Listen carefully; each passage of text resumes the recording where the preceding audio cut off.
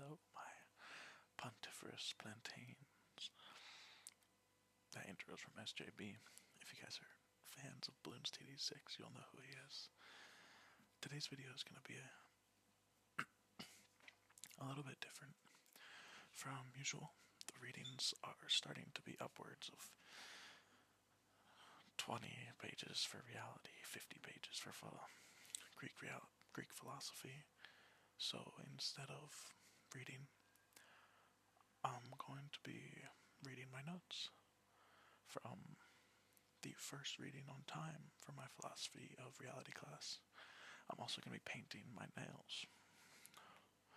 I've got green and brown. Probably won't get through all of them in the video. Yeah, that's all. So, without further ado, the reading was titled Temporal Experience by someone named Paul. I don't know. I didn't look into the author at all. This was essentially, it was a paper on reductionist versus anti-reductionist views. To give a brief introduction, reductionist views is the idea that all of our reality, like experience of time, can be reduced to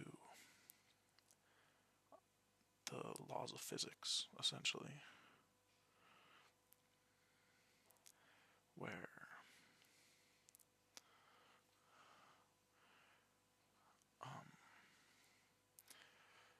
there's a fourth dimensional reality in which time does not pass continuously.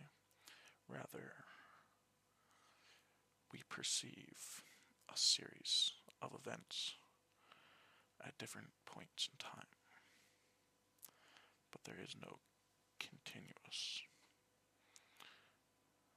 reality.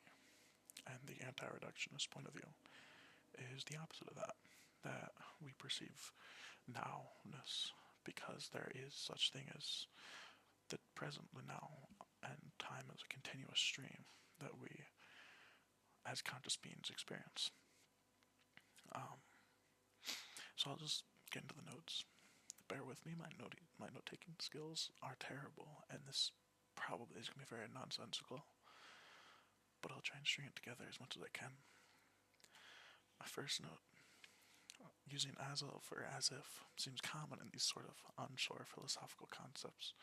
This is something that has been used a lot in this class, being a class on reality. It's dealing with many things we seem to experience, thus using as if. So we have the experience as if time is passing. We have the experience as of the color red. Temporal experience is the appearance of events that have a sense of now.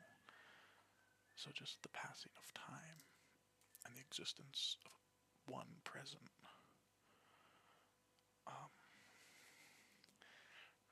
Events seem to pass from future to past with a brief occurrence in the present. This is always something that is super interesting to me. The present, how is the present a singular point in time, or is it a tiny portion of time, or can anything truly exist in the present? Does anything exist in the present? Because everything that exists in the present immediately exists in the past the moment it exists in the present. So it's such a small portion of time, it seems like it can't really exist. This is the definition for the change object O that they used. It possesses property P at time t and property Q at time t2. However, this implies a changeless event where you can precisely look at object O at time t and it will always possess property P, which is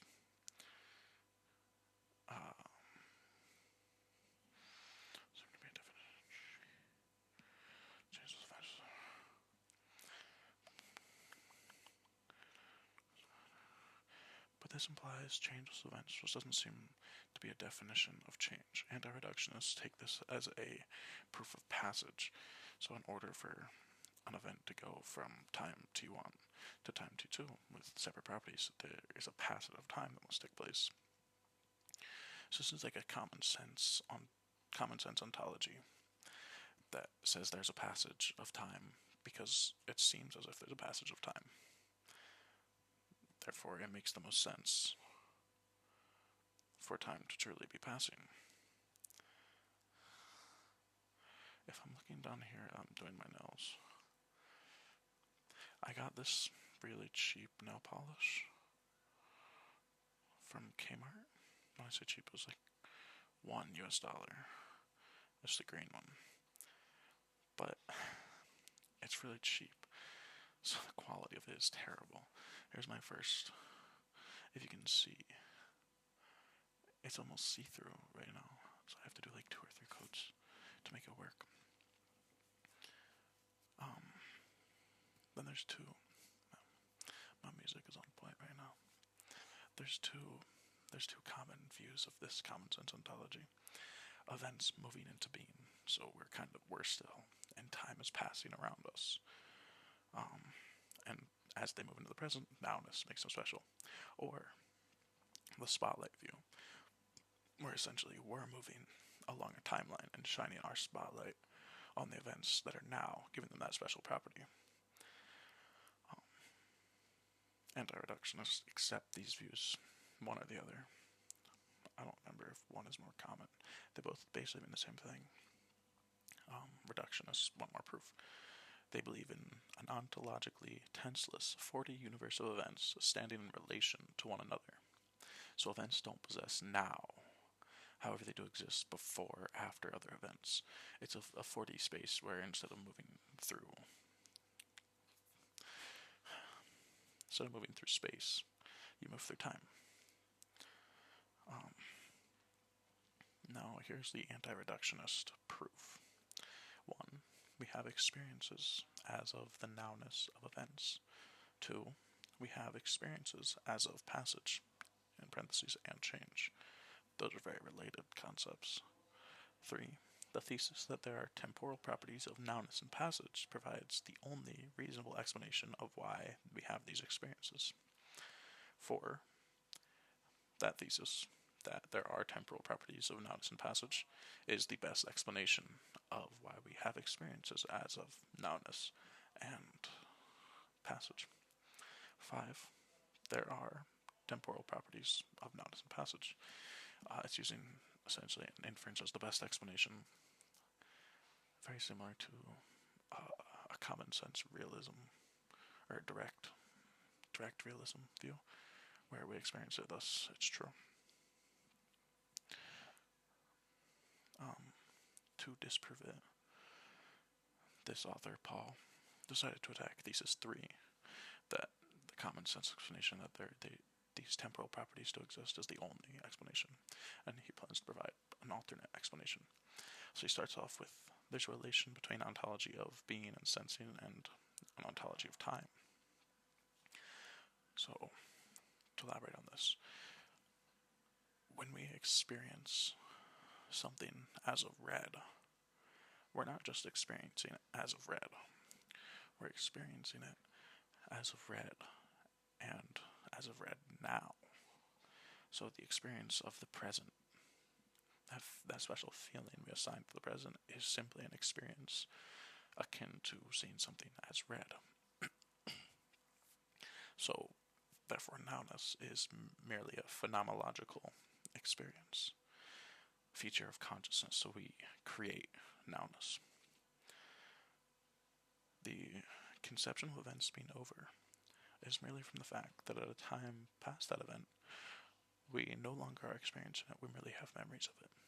This was in response to the proof of, I forget who it is, but essentially time must flow, because if I have a headache at 12 and it ends at 2, at 3 p.m. I can say, I am glad that the headache is over, implying that it previously existed, which means that time has passed since that point. However, this is easily disproved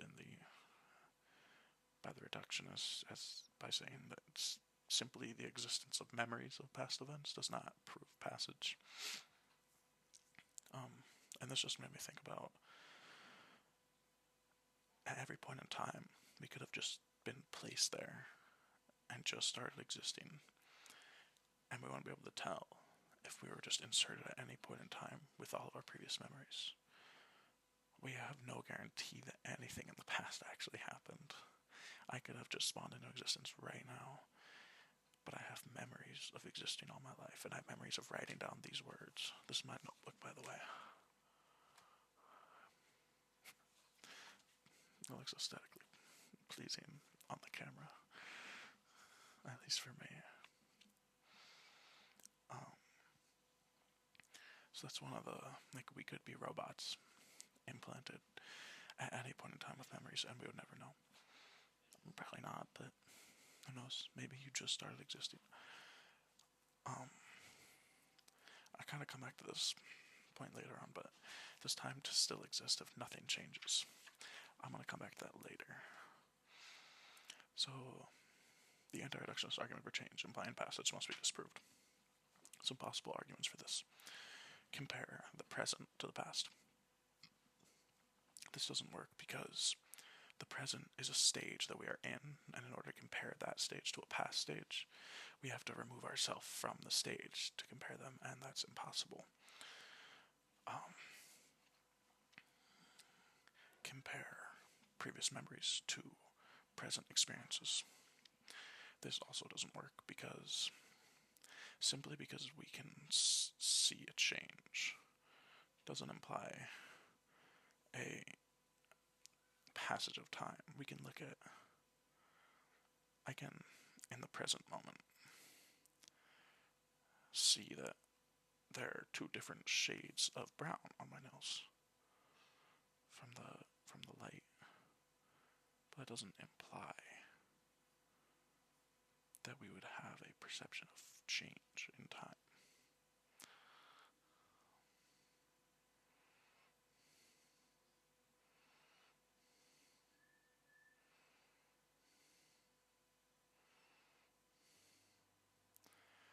Okay, had to lock in real quick. Just in my second coat of brown.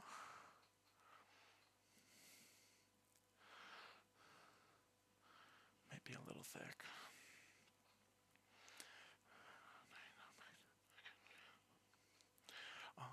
Instead, to prove that there doesn't need to be a passage or flow of time in order to convince us of change, he used the example of a parent motion, which is essentially,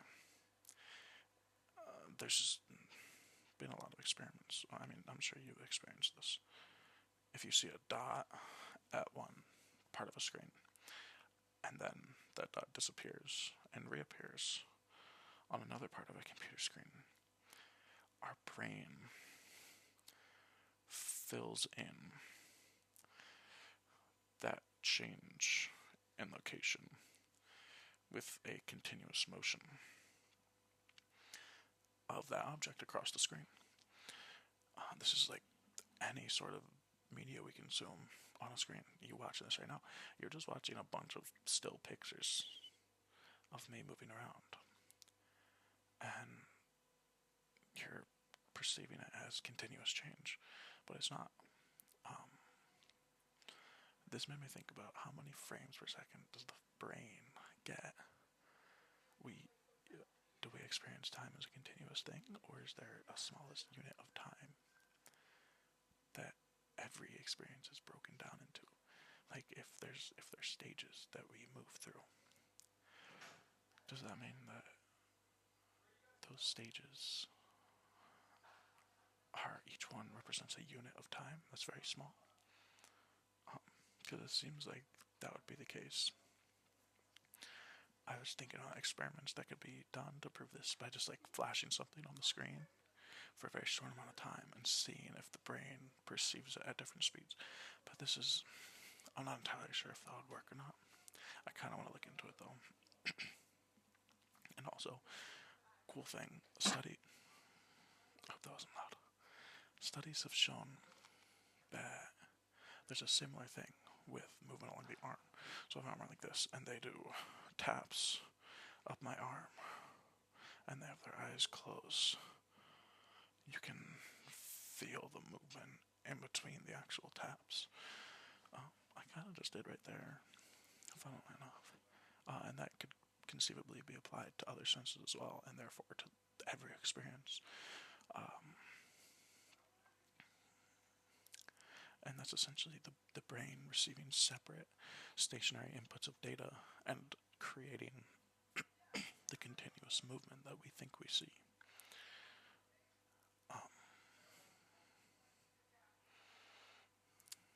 So then when I read this, I thought about, does that experiment still apply when the dot changes colors or changes shape?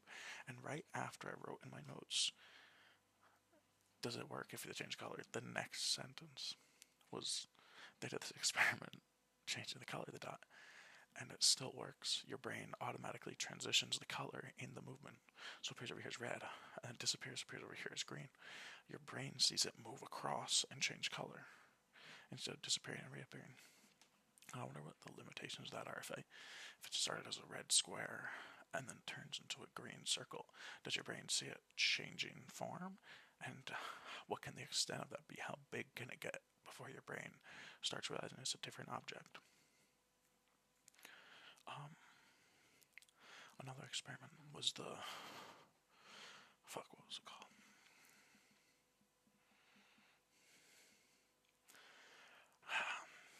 I forgot to write down what it's called, but essentially, we have a dot moving across continuously.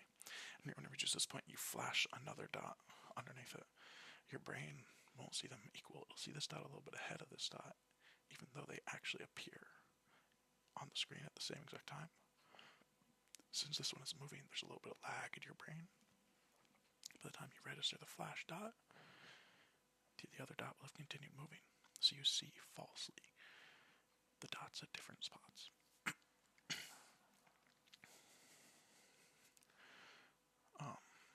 I don't know what made me think of this, but right after this I was like, what if you take someone, or I don't know, any sort of being, I guess it couldn't really be a person, but from the moment they come into existence, they never experience any sort of change. They live in a static environment their entire life.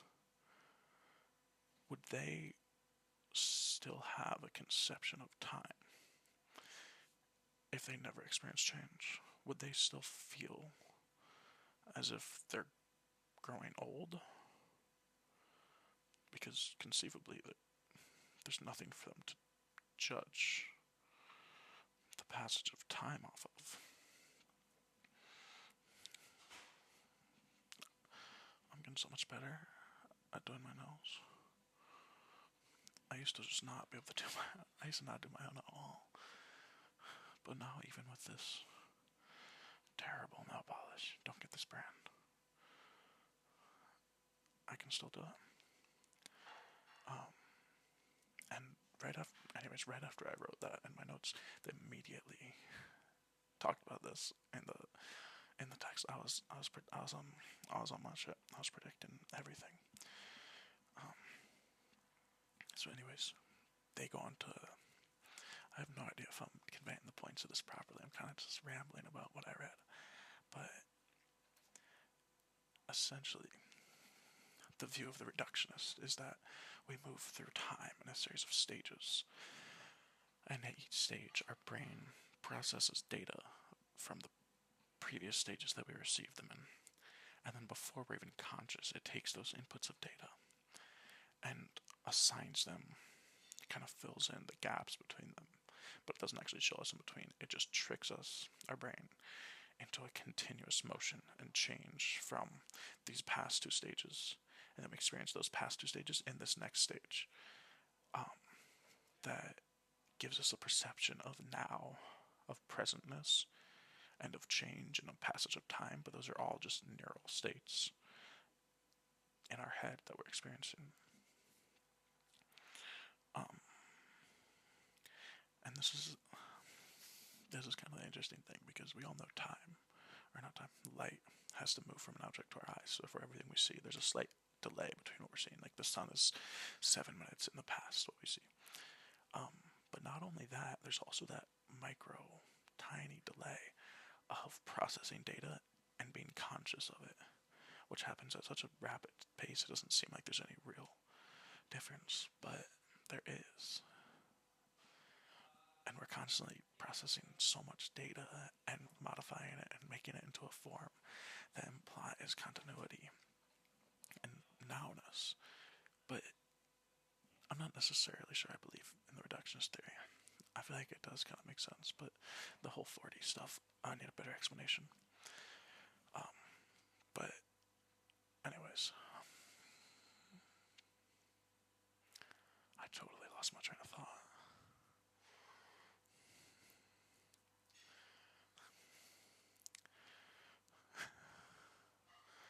Anyways, each neural state gives us a conception of change, but the neural state itself is not changing.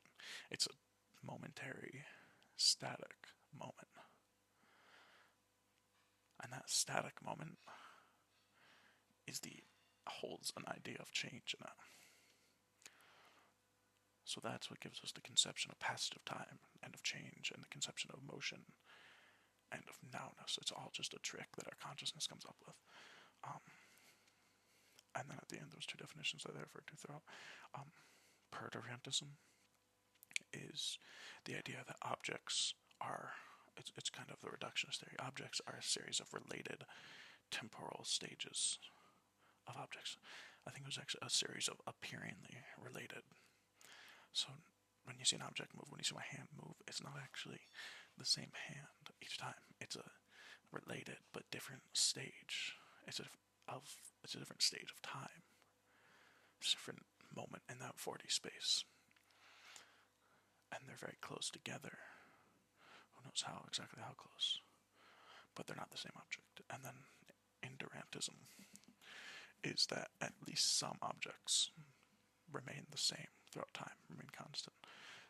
It didn't specify what, does that mean that if something doesn't change between two moments in time, that it's the same, or does it mean that there's some things that never change ever? But anyways, those are my incomprehensible notes on temporal states, temporal experience. I did one hand.